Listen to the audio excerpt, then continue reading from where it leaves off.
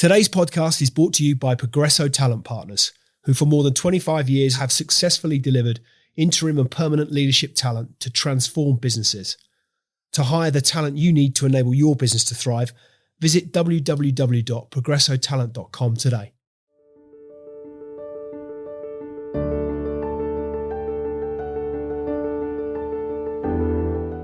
Amazon is an integral part of our daily lives. With 29 revenues of $11.58 billion, assets of $225 billion, and more than 1 million employees across the globe, it is one of the world's biggest companies, offering huge opportunities for businesses and aspiring entrepreneurs alike. But knowing how to build a business and succeed on such a platform is an enormous challenge.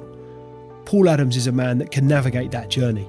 As CEO of Tambo, the global market services platform, he leads the company that helps businesses grow on Amazon and other such marketplaces. A highly experienced digital professional, he's enjoyed a hugely successful career driving digital transformation for some of the world's leading multinational organisations, P&G, Diageo, Unilever and British Airways to name but a few. In 2018, he started a new adventure with the launch of Tambo, with the aim of using talent and technology to grow business on Amazon and other marketplaces. Tambo is already supporting businesses of all sizes, from those that starting out on Amazon to the established looking for new opportunities for growth. How has he achieved it? Without further ado, let's get into it.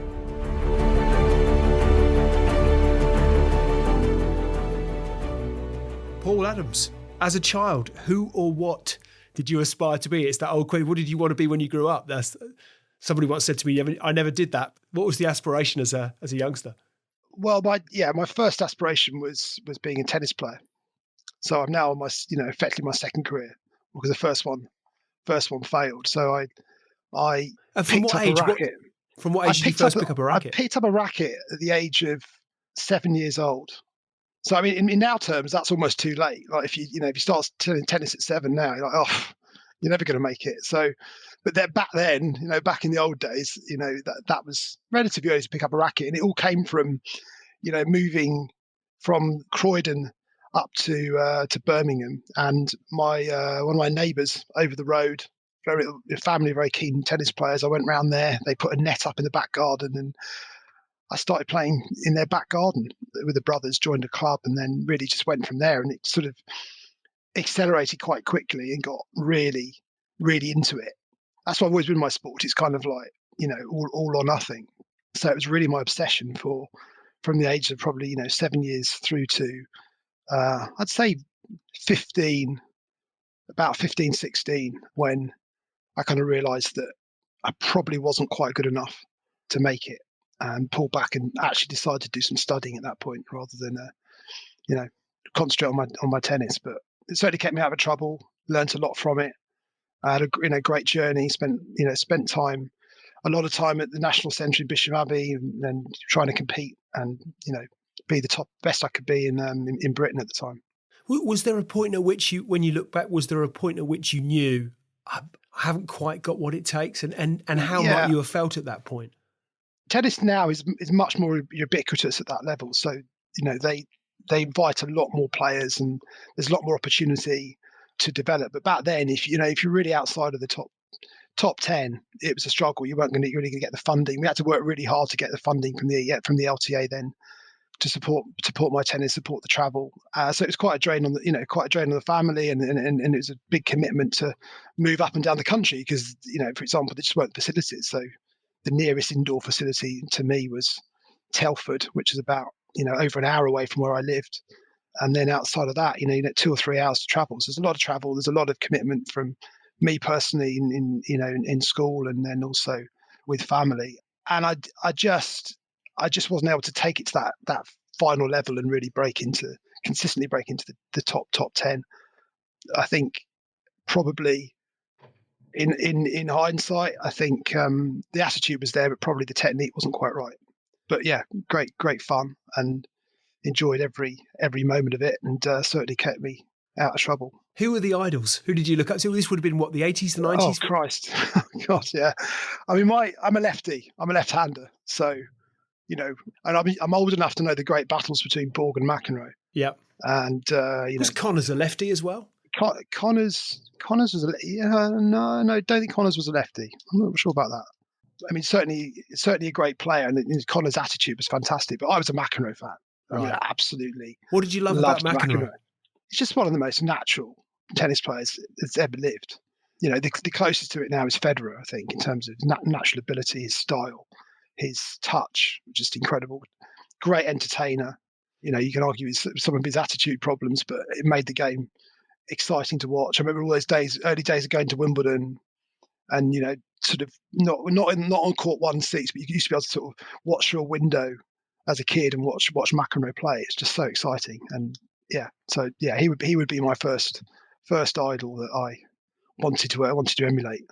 He was such an explosive character and one of a number of explosive characters at that time, which I think clearly the investment in all sports is phenomenal these days. It's always been big business, but it's huge business now. There's big money in it, clearly. I think even going right the way down to grassroots, if you look at the investment in tennis, I'd imagine these days it's distinctly different from the world you grew up in.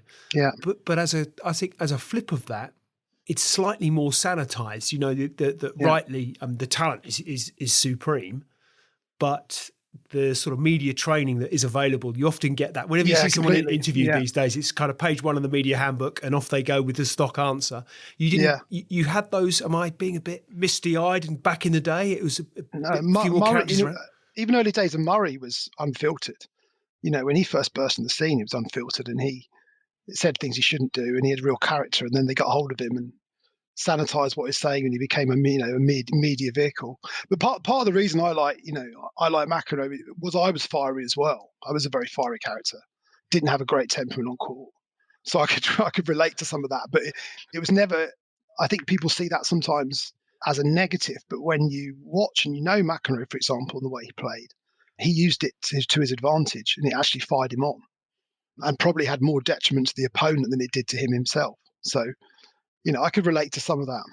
I often look back and I think, actually, was it a neat trick? Because as much as he would have, was he getting into his opponent's head in many a way, distracting his opponent from the job at hand? Yeah, absolutely. And, you talk about, tennis and the parallels we work with career. There's a lot you can take from that rivalry, that competitiveness, that way of winning. There's nothing other than probably golf. There's no more mental game than tennis. So you learn a kind of mental toughness at a young age that I think for anyone learning, doing tennis, playing competitive, stands in good stead for the rest of their life.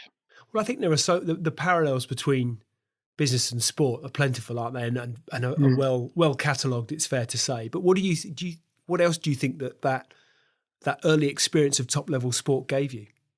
One is how to deal with being an individual on your own and taking responsibility. Like you're on the tennis court playing singles. There's no one else. There's no one else there. You might have your support around the court, but ultimately you're the one that's you're the one that's influencing the situation. So that's definitely one thing to ability to take responsibility, accountability. That mental toughness and resilience, as I said, I think is a great lesson in a career. I think also being in the moment. Talk about that a lot with the team now. Is like you can't think ahead. If you think ahead on the tennis court, you're probably going to lose. Because you let that pressure get to you, that build up, that lack of focus. And the best players are able to live in the moment better than anyone else. You look at the great players now. You look at the Djokovic, the Nadals, the Federer. They know how to step up their game, and they know how to stay in the moment. That's really what sets them apart. If you look at the top 100 players, there's technically not a great deal of difference between them. It's the mental aspect that is the differentiator. So I think tennis is great for mental strength. It's great for understanding the importance of preparation. You're often in sport and tennis. Typically you've pretty much won before you've gone on the court. If you've got the right mental framework, if you've done the hard work on the practice court, you've worked on the things you need to. It's actually just execution. And again, that plays into business as well. Is that always needs to be prepared. I think the other aspect is having the right support around you. You look at the top players now. they've got the right support to make them successful. So again, it's you are the person on the court, but you're a sum of the team that's supporting you in getting there. And I think it's also just ability to be competitive. I think you won't survive in business if you're not competitive in nature, and it's the same in a tennis environment. Coming on to business, which obviously you mentioned earlier, you decided that sport wasn't to be for you, and that therefore you were going to knuckle down and do some studies, I think, to coin your phrase. Yeah. So what was it about a career in business, if you like? Where you studied business at university, where did that idea stem from?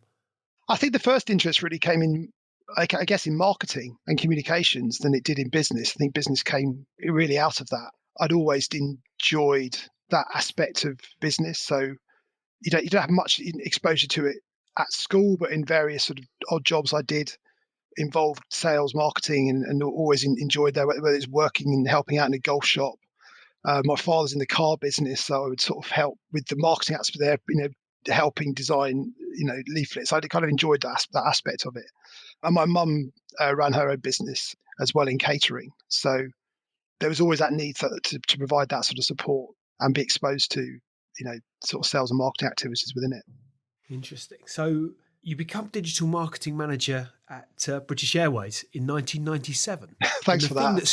The thing that struck me about that was digital my whole marketing team think in about 1997. You just completely ruined it now. Well, we can go back. We'll cover over that. We can edit that bit. We can edit that bit, absolutely. But it just struck me that 1997 digital marketing, and I'm looking back and I'm thinking, what was on my desktop in 1997? Ask Jeeves, Friends Reunited. Yeah. I'm trying to think what was around. I mean, it just even the concept of digital marketing, and you have to excuse my naivety, would have been incredibly fresh. Yeah. Well, I mean, I'd actually been at British Airways for a few years before I started that role. So I went into there as a trade marketing manager. So I'd actually worked before. My first job was at Canon in trade marketing, selling fax machines. Right. I know, it's just hilarious. You've just given away. We're of a similar age. You've just given our age. Right. The fact that we're even mentioning fax machines. That was cutting edge technology. I still know my way around a photocopying a fax machine today. And although Lionel Messi did fax his issues to Barcelona, didn't he? They still have a role. Some corners of business.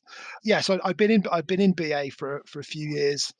BA, massive credit to them. They really spotted the trend and what was happening with the internet, and they invested big behind it. And the sales director I was working for, and UConn Sales, had been they put him across into this new function called EBA, which is going to be a separate division of British Airways, effectively a separate company, as a kind of speedboat to drag the vessel with it. And he sort of said, look, I don't really know much about this thing, the internet, but it sounds exciting. I'm going over there. We work well together. Fancy joining me? And I did a bit of research and thought, I think this is going to be pretty big. So decided to jump into that division, and absolutely brilliant time.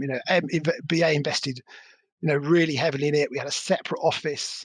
We obviously had the cool beanbag area, hot desking in a nice office in Victoria. So they really put effort, and they really focused on recruiting great people. And it was a really innovative time. And we were working on the first ticketing websites. So my responsibility, I developed the first BritishAirways.co.uk using which was pretty basic technology at the time, working with agencies in London and in New York. And in that time, there's no electronic ticketing. So you were taking the sale off the website and you were posting the tickets out to people. And without question, it made a huge difference to BA, by doing that investment then, and really sort of propelled them into the internet age. And now that they reap the benefits of it. But what do you think you learned from that early experience? Well, I think the biggest thing was trying and failing. It was just so experimental. There was no real pressure to get things right first time. And there was a chap there, great visionary called Pat Gaffey, who was CEO of EBA, and he just set a brilliant culture of experimentation. And we would sort of had the freedom to try and do anything, and the responsibility to do it. So It was a very innovative time, a great team, great culture, felt incredibly free. And I think you feel more free because you've been in the big beast, you know. Well, I was going to So say when you're a when giant you're of taken British from it, it industry. was like, oh my God, this is so exciting. You know, I work on this great brand, but I don't have all of those shackles to deal with. But what happened, unfortunately, but understandably, is that after about 3 years, BA then tried to sort of bring the speedboat back into the main ship. And a lot of us at that point were like, we don't want to go back into the main ship No. because it'll be all the cultural aspects that we didn't want in our lives. So that's what at that point I realized also, if I'm going to specialize in digital, I need to be somewhere else because I wasn't going to learn, the same speed. And what was it you mentioned specializing in digital? You'd made that. Oh yeah, I made that What, decision. what was the appeal of digital as a career choice? I think I'm by nature I'm an adventurer, so I enjoy experimentation. I enjoy the uncertainty of everything. So and that's why I love digital, because everything was an experiment, everything was a learning experience. So if I was going to carry on learning and experimenting and being digital, a digital professional, I needed to be in that environment that enable that to happen. So I made the decision to leave EBA and go and then take another step and go into the agency world, because I've been working with agencies and on the client side it was great fun. They were fun people. It seemed that there's a great environment for it, and I thought, okay, I'll give it a go. I'll go into the agency side, and I'd actually never looked back. I thought it'd be a couple of years and I'll go back client side, but never did. Absolutely loved it. As a young professional working in London, had an absolutely brilliant time. So it was the right decision. It was definitely the right decision for me, and I suited that environment better. And why do you think that was? What was it about that side that appealed to you? Not necessarily appealed to you, but why you felt you were better suited? I don't take life too seriously, and I think one of the great things about agencies is they don't take life too seriously either. And there's less rules, there's more flexibility, there's more creativity. Do you think you need that though, that in order that you might create an environment that generates that kind of creativity? If it's too rigid, if it's too restrictive, that creativity won't flow. Completely, yeah. That's always a danger of agencies becoming bigger, is that they lose that creativity, that culture that enables great ideas. And every business needs ideas, whether it's a data business or a communication business. So it's something you continually have to manage and be careful to retain. And it must have been incredibly exciting at that point as well in the early noughties that the world of digital was just exploding. It was like it gone from a kind of Wild West landscape into all of a sudden it was just, this is the direction of travel. The genie's out the bottle. It's only going one way, but that creates enormous opportunities. Also quite scary because it's ripping up a lot of the rules, I would imagine. Yeah, it was incredibly exciting. There was a lot of investment money floating around. I mean, some of the money we were spending on what clients were doing, and some of the ideas that they were investing behind they didn't really have much business sense. Now, I'd certainly say that was a problem.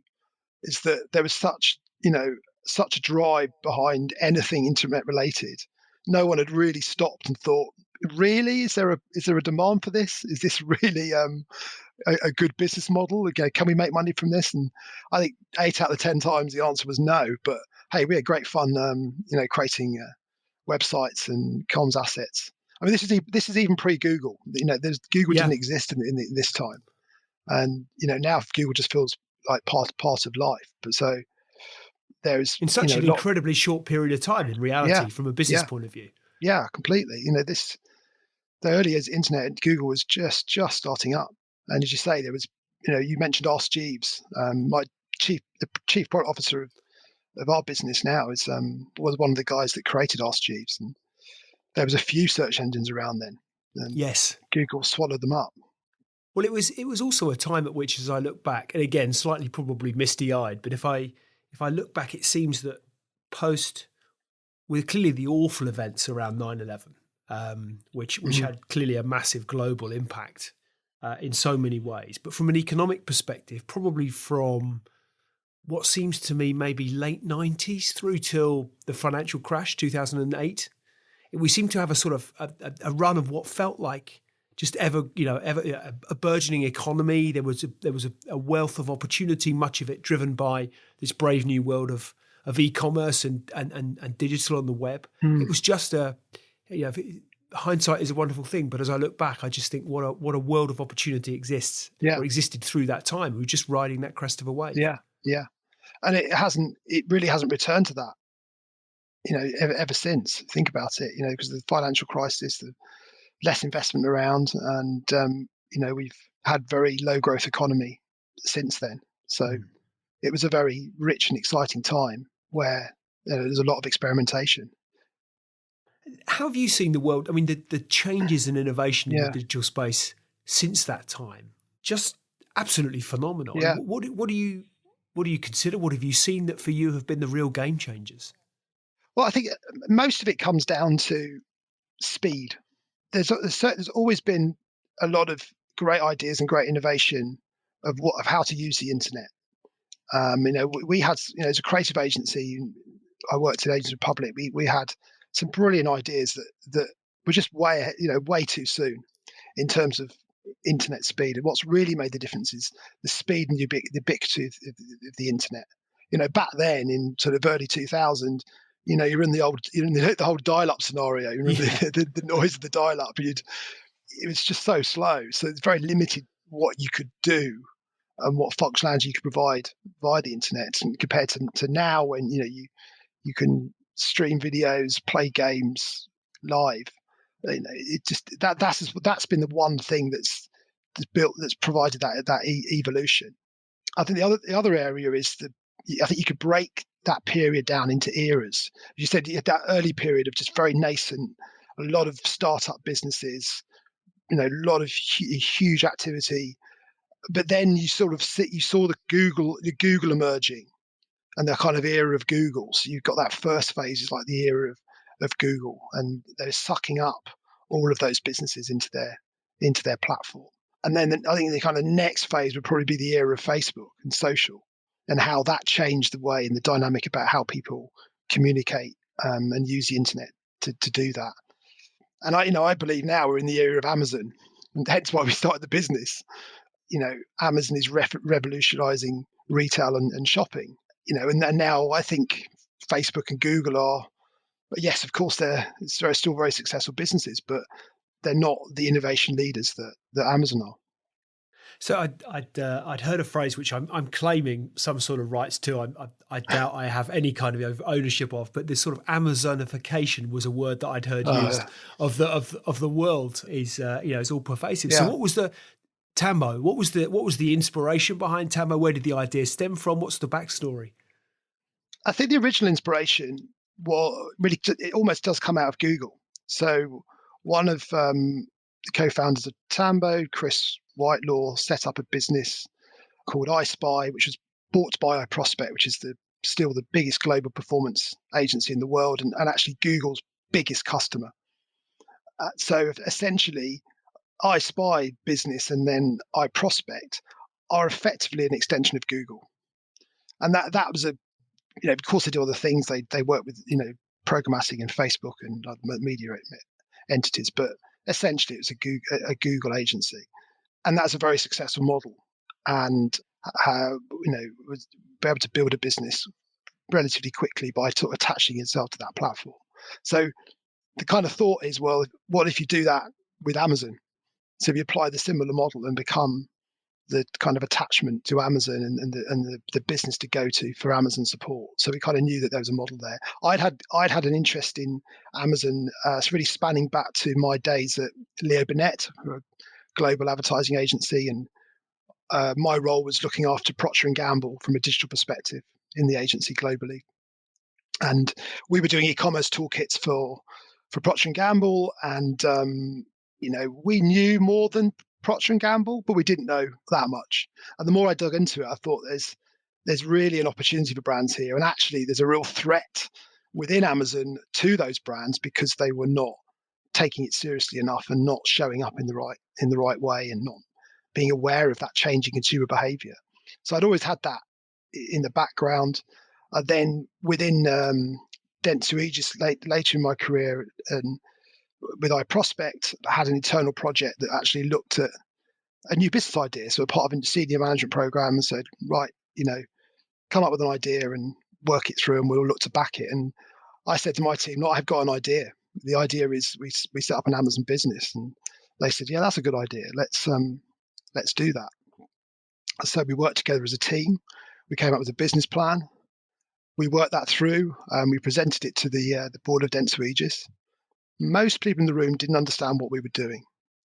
And we really struggled as well to get funding behind it. And we decided that me and Chris, who clearly had a relationship with already, thought, okay, we're not going to do it in Dentsu Aegis. We'll do it ourselves. Was there an aha moment, that sort of eureka moment where you thought, this is what this we can make this work. This is what we're going to do? Yeah, I think you just had to see the rise of Amazon and its popularity and the impact it was having on retail to think, well, it's becoming more important for brands, and there's no real, there was some agencies in the US, but there was no real focus on it in the UK and Europe. So we felt that there was a big potential there. So yeah, consequently, we kind of worked out the business plan. I managed to find a time to exit at the right moment, and then that's it. Started it up in a service office in Teddington.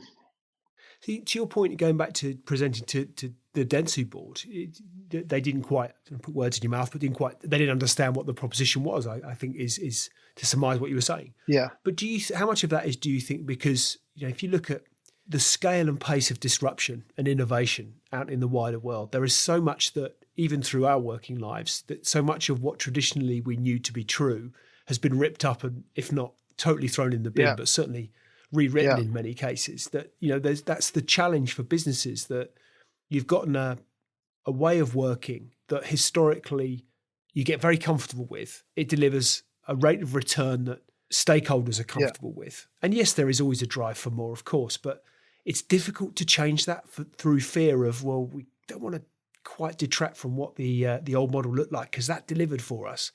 We've got to be brave, do something new. It's a bold step, isn't it? And turning long-established models around or changing businesses of that magnitude is just almost, it's nigh on impossible. Yeah, and I've seen that a number of times through my career. So I'll come back to the Dentsu experience, but if I look back to the days in digital agencies at Ancient Republic, one of my main customers was Blockbuster. We were doing banner advertising for Blockbuster and some sort of campaign microsites of Blockbuster. And so we'd spend a lot of time with them, talking to them. And I always remember being in a room with Alistair McCrow, who then went on to McDonald's, and was saying, look, this is great what we're doing, but there's these competitors on the horizon like Love Film that are sort of gaining traction. Us being your digital agency, and the responsibility to say, I think this is really where you need to be going. And they did acknowledge it. They absolutely did acknowledge it. But because the retail business was still doing so well for them, and as you say, it was what the machine that they were maintaining.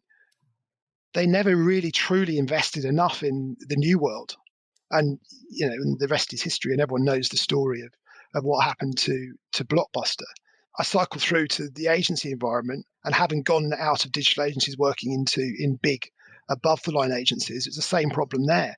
All their money from clients are still coming from TV and print. So again, they were very slow to invest in digital, and consequently, a lot of those businesses struggle to grow because they weren't in the areas of where the client demand was. And then you go into Dentsu, and it's exactly the same experience. The beast is managing predominantly big media, TV, print, and at that time, print, maybe digital branding budgets, but they're not investing in the new areas. I partly get it, I partly don't, because a lot of these big groups are still buying those agencies. They're still paying a lot of money for those agencies down the line. You think, well, why can't they incubate that within their own business? Because that would probably be a lot more efficient than buying someone that's established. But I think it's to your point. I was fascinated that if you look at the times in which we find ourselves now and the impact of the pandemic on consumer behaviour, and how that consumer behaviour has changed, and the pace of that change has been accelerated by the Yeah. pandemic. I think it's Harvey Finkelstein, who's the COO of Shopify. Yeah. Quote from him was that the retail of 2030 had become the retail of 2020. Yeah. Everything's just been accelerated by 10 years. But I was, to your point around changing business models, I was fascinated to read that pre-pandemic, pre-lockdown, that if you just took online grocery as a snapshot of spend in the UK, Yeah. I think it was 7%. Yeah. So despite the fact that it feels like we've been able to shop online and buy groceries online for time immemorial, it was still only 7% pre-pandemic of total grocery spend in the UK. Yeah. It's now at something like 19%. So it's taken the best part of 15 years to get to 7%, arguably the least, I think I'm right in saying, the least profitable channel for the supermarkets. Yeah. So therefore that adage, well, yeah, it's 7% of sales, it's the least profitable channel, probably a direction of travel. So we'll invest piecemeal over time. Yeah. So we'll get to a point where that's going to become ever more significant. But hey, the way things are at the moment at 7%, it's not going to take all of our attention and focus. Fast forward 6 months, and it's more than trebled in 6 months what it took, or doubled, sorry, in 6 months what it took best part of 15 years to get to. So I think it's true for so many businesses that until need becomes must, we all know we kind of need to make that change. But until we get to a point where something happens, sadly, in many cases of a seismic nature, oftentimes therefore too late, until need becomes must, we just don't make that big enough shift in a dynamic way. Yeah, and I think those businesses that have been investing progressively in their digital presence have done well out of COVID. Because they've been well set up for it. Those that haven't, and we've had a number of conversations with grocery brands in the last month or so that are just trying to desperately play catch up. Are going to really struggle if this pandemic continues, because their retail business is fallen off a cliff and not fully recovered. So they're losing money hand over fist. So it's just a great example of, guys, you can't let this, because everyone knows the Kodak story, everyone knows the Blockbuster story. Yeah, so many of these big businesses just don't react to it, and they get comfortable where they are, and that just can't happen if they want to survive in the long term, because no business is safe. No, and I think we could sit here and let's go back to your tennis. We could almost play tennis with bouncing those businesses back and forth that have disappeared off the radar in the last 10 years in particular. Yeah. So Tambo, what is an Amazon market, or there are other marketplaces I know that you're invested in. So what does the business do? So we position ourselves as a global marketplace services platform, and the reason we talk about that is our business is much about data and technology as it is about people. So everything we do starts with data, and we get that data through our own investment in technology and use of good third-party providers as well. And that enables us to provide services that enable brands to succeed in marketplaces. So that's consultancy.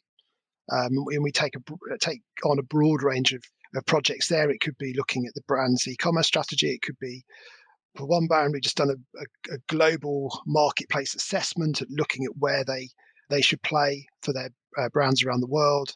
Could be looking at another very exciting area getting into is on-demand delivery, and that last mile, and ensuring that you are able to get your products to the customer at the speed they want to. So that's another. So the consulting aspect, and it could be just be a marketplace strategy or an Amazon strategy. It could be an international launch, really whatever the business needs at that time. We have a analytics function, which is all about helping businesses with insight around marketplaces. Amazon particularly not great at really showcasing their data and providing in a format that can deliver insight. So we help businesses with that.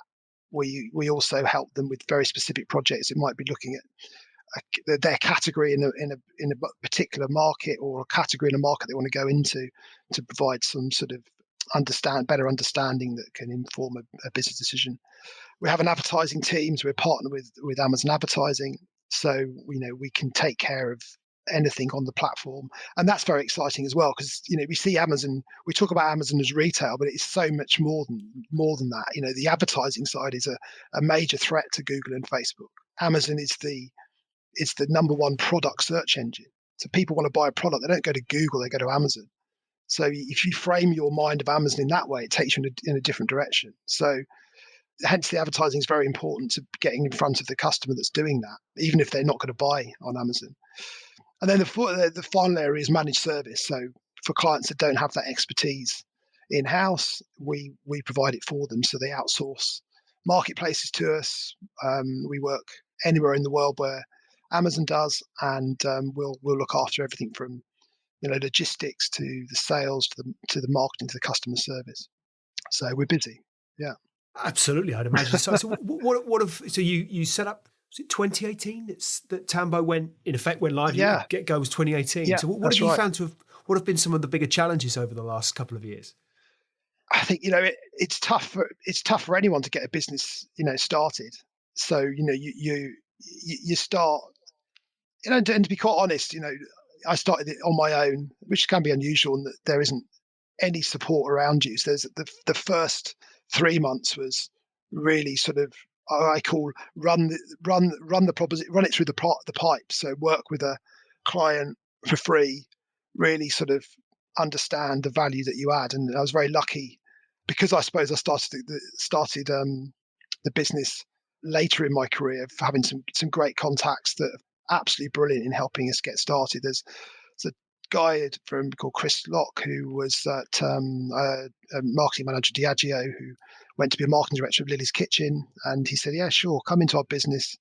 We're on Amazon. See how you could help us." So we literally worked for free with them for 3 months, and had a very close relationship. Was almost like sales director of their business for a while, and that really helped us get going, helped build credibility. And they're still, I always consider your founding client the most important client now, but they pay for us now, which is good. So it's really getting there. It was tough getting started, getting that C client, building up the momentum. You're trying to manage everything. You're when you come out of a big corporate culture, you have an IT department, a finance department, you have payroll. It's going to be one of my questions. How you found the transition from corporate life to to running your own ship? It's never easy. I'd always had a huge admiration for entrepreneurs, and I think that's why I always wanted to be one day. It had that. And all the people that I respected most in the big companies I worked at were the entrepreneurs that have come in, being brought in and put into roles in the bigger business. They just always more a magnet for them. I just had so much respect for what they'd achieved. So yeah, and now even more so, having done it myself. The things you have to worry about. I didn't know what busy was, until you start your own entity. Has it been what you thought it was going to be? That's one thing with me. I don't think about it too much. I don't think about anything too much, because I think. Does it come back to living in the moment? When you talked about tennis earlier, and you said living in that point. Yeah, I do try and live in the moment as much as possible, and not think too much. I mean, obviously you have to plan, but not think too much forward. Because I think the tendency then is you don't do things. If you think about them too much, you won't do it. So I'm a bit of a character that will jump in and work it out. I think it's been as hard as I thought it would be, to be honest. I don't think it's been harder.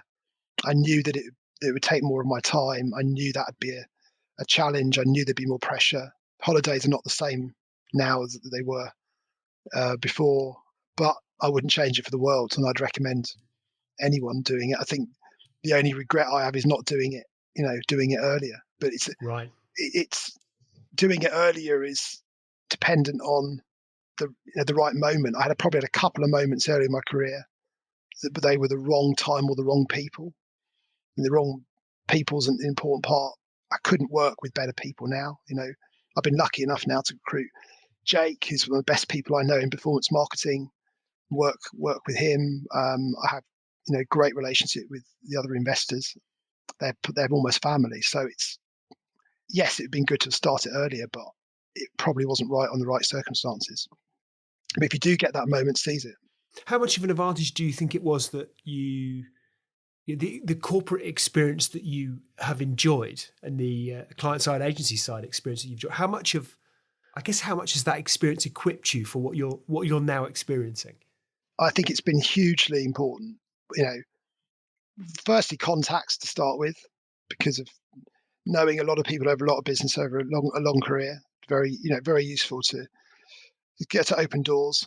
I think secondly, you learn from the good and the bad, good cultures, bad cultures, good strategies, methodologies, ways of working, how to, certainly how to manage people.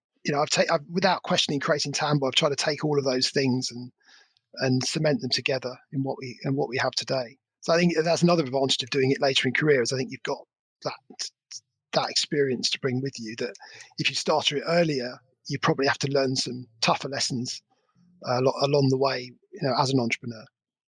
I think there's almost that sense that maybe arguably you don't know what you don't know. If you start never having done anything Yeah, else, yeah, naturally you find out, you learn oftentimes the hard way. Doesn't mean that you don't learn the hard way when you've also had the corporate experience, but it's just you're perhaps arguably maybe just a little bit more aware of where the pitfalls may arise, yeah, or yeah, what you need your focus to be on. yeah. It's a great experience. I think it's a great Yeah, experience. I mean, I just think one of the real differences, and I see this with Jake coming to business from joining us from Google, is that just your energy is so much better channeled. And I don't know how the big businesses need to reflect on that. Is that there's so much politics, there's so much time wasted in decision making that's exhausting. And anyone that works in that corporate culture is it saps you, and it leaves you with only sort of 60% left to do the great job for the clients you work on. And even more, you get to certain levels in organizations where you have barely anything to do with the clients you're working on, which is not good either. So whilst it's been challenging working in your own business, you just gained 40% energy because you don't have to deal with all of that anymore. So whilst you're working harder, you just feel liberated. I think it's hard, isn't it? One of the challenges that I've seen, I've been fortunate to work with a number of entrepreneurs, and one of the things that oftentimes is the biggest challenge is how do you scale Mm, and yet continue to retain that kind of core culture and the absolute DNA that you're referring to, that mean that you're dynamic and you can move fast and you can move with the demands of the market, and you haven't got all those layers of management which of themselves create those politics. yeah. How do you retain that core DNA while scaling and not lose sight of what made you successful from the outset? It's a really big challenge. Yeah, it's difficult. I'm absolutely determined to get it right, because I think the one of the most important things, and one of the biggest mistake that big agencies make is around the client involvement of their senior people. Like, if you spoke to my clients today, they'll know me personally, and I hope that I'm adding value to their business every day. I don't ever want me or any on the exec level to not be involved in client business, because that's why we're here. That's why we've been hired. So you take that away, then you just start to lose your value as an organization to them. Would you have known what you now know to you a couple of years down the line? Would you have done anything differently? I did think about this. I don't, not really. I think maybe probably invest in tech faster. And it's all very easy to say, but I think one of the greatest things you appreciate about your own business is cash flow. So that's something you don't really have to deal with in an agency environment. So yeah, probably maybe invest in automation tech quicker. Not being afraid to do that. No, no regrets. Yeah. So what does the future look like for Tambo? What's the plan? The opportunities are Yeah, the endless, right? I opportunity, mean, it's that is the enormous biggest. That is opportunity. one of our biggest challenges. As we sit now, we're approaching a new financial year. Our financial year finishes end of this month. There's just so much opportunity. It's actually trying to crystallize on what the most important things are. It fundamentally comes down to value for me, and it always has done in careers. Like, we've got to be adding value. If we're adding value to a business, then we're retained and we'll be successful. So a strong focus on value. We are, well known now for Amazon and what we do there. We'll certainly do more in other marketplaces. We look even more international than we are at the moment. We've had great success expanding to Europe, picking up clients in the US. So international growth is important. Really investing behind our product, just making sure that from our advertising product's the best it can be in the marketplace. That when we're taken on for managed service, that we deliver the best performance.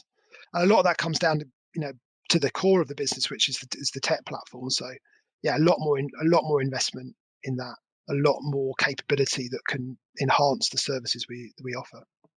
And what are the technologies that really excite you? Because I guess that technological innovation to which you refer, it's again, back to what we said earlier about the pace of change. It's phenomenal. There's so much out there you could get your teeth into. But what really excites you at the moment, do you think?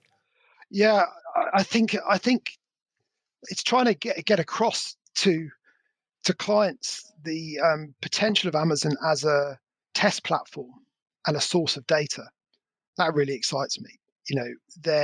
For example, for one FMCG client, we launched Subscribe and Save on Amazon, and that gave us amount of data about the behaviours of those, the types of people that join the subscription program, the frequency in which they did it, the value it was worth, and from that information, yes, it helped support growth on Amazon, but it's given the business the data and the confidence to go invest in subscription for their D2C site. So that's exciting. How you use the data and Amazon as a test platform to inform, more broad business decisions. I think, secondly, just Amazon itself is just this enormous open marketplace of products and brands, and again, helping clients understand what's going on in their category.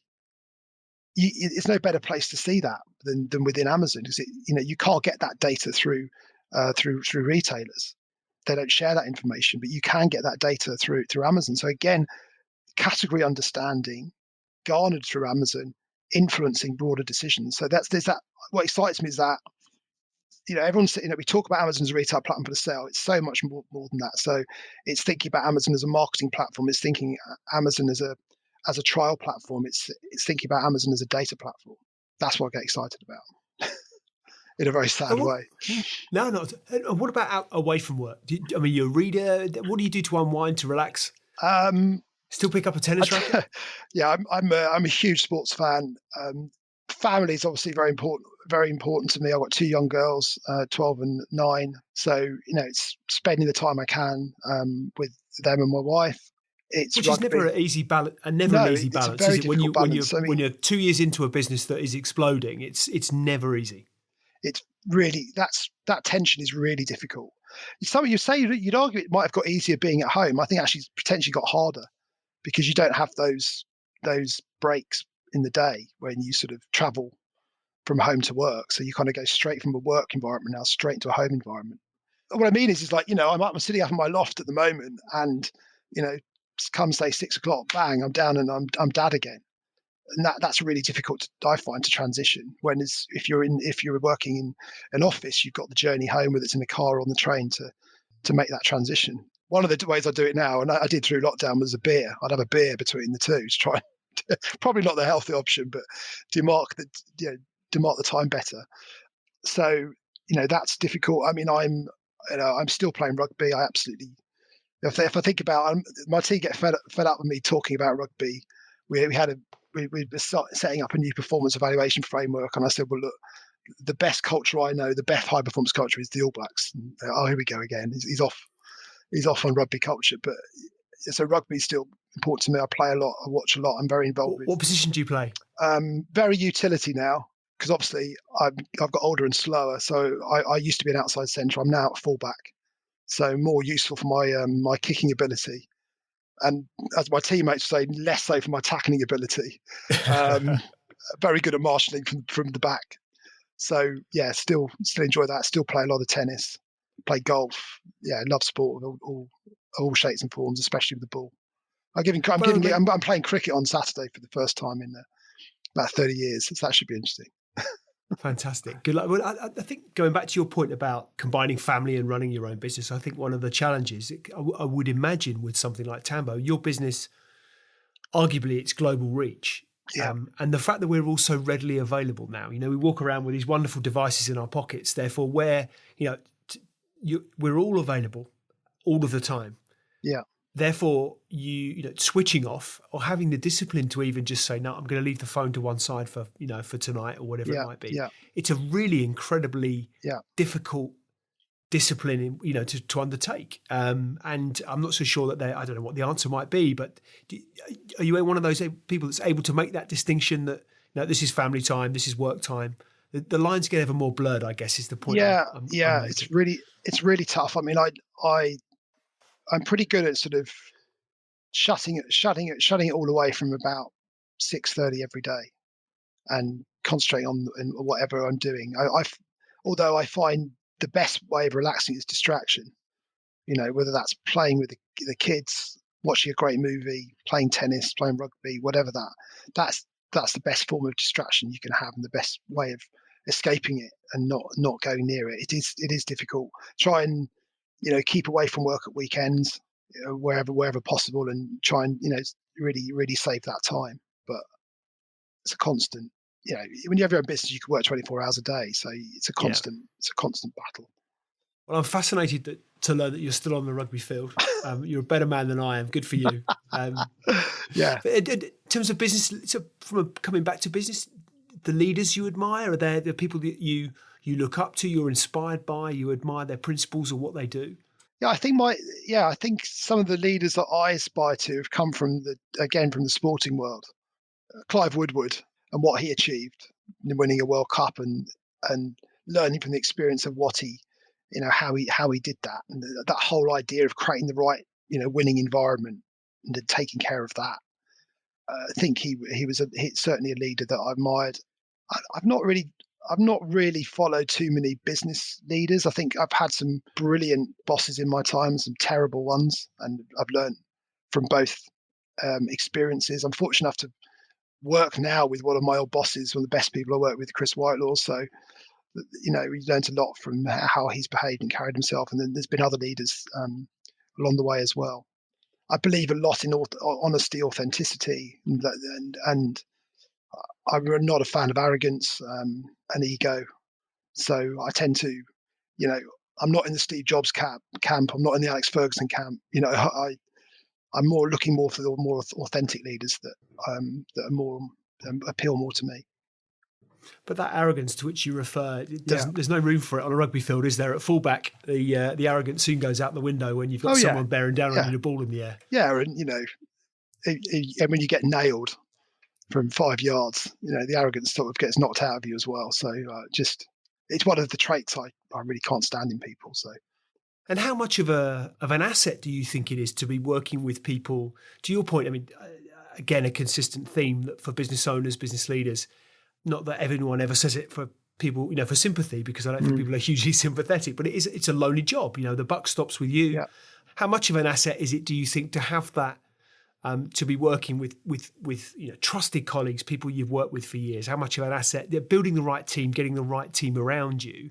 I know it's a cliche, but it's a hard thing to achieve. How much of an asset is that, you think? It's a massive asset because it just takes a level of pressure off, that you just know each other so well. Like, the sort of three people I work with day to day, I've known over 20 years, and there's just huge trust in that relationship. So it saves a huge amount of time. It enables and means you can focus on the business and the business itself, not trying to build that trust with other people because it's already there.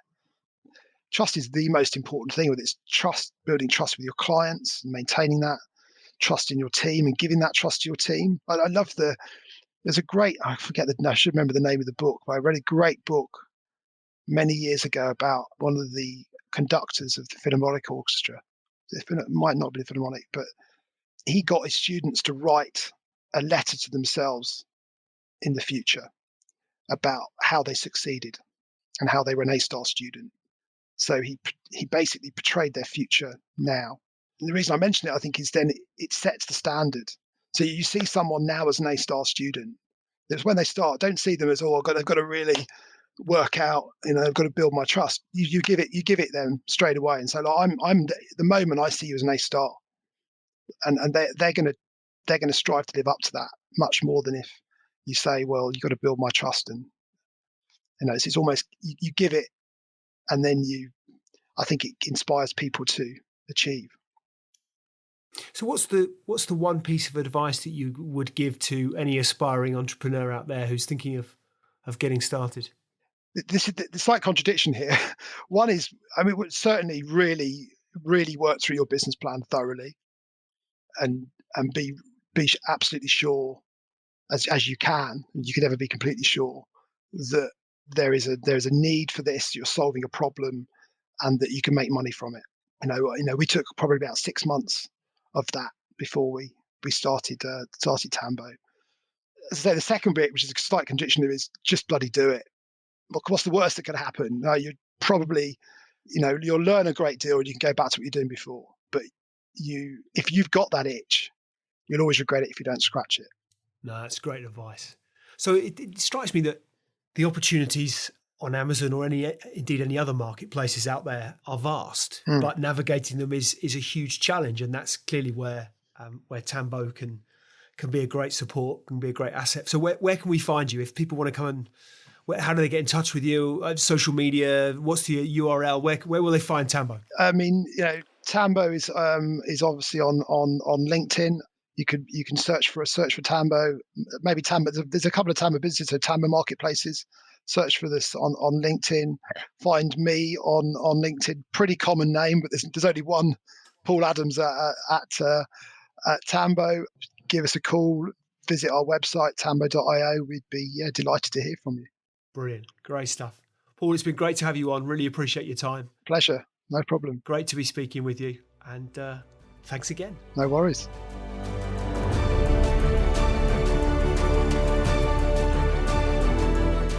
Hi, ladies and gentlemen. Thank you for listening to today's Extrology podcast. I really appreciate your audience and ears. If you've enjoyed it, then why not hop onto iTunes and give us a review? I'd really appreciate anything that you might have to say. Any feedback always gratefully received, and look forward to hosting you next time. See you soon.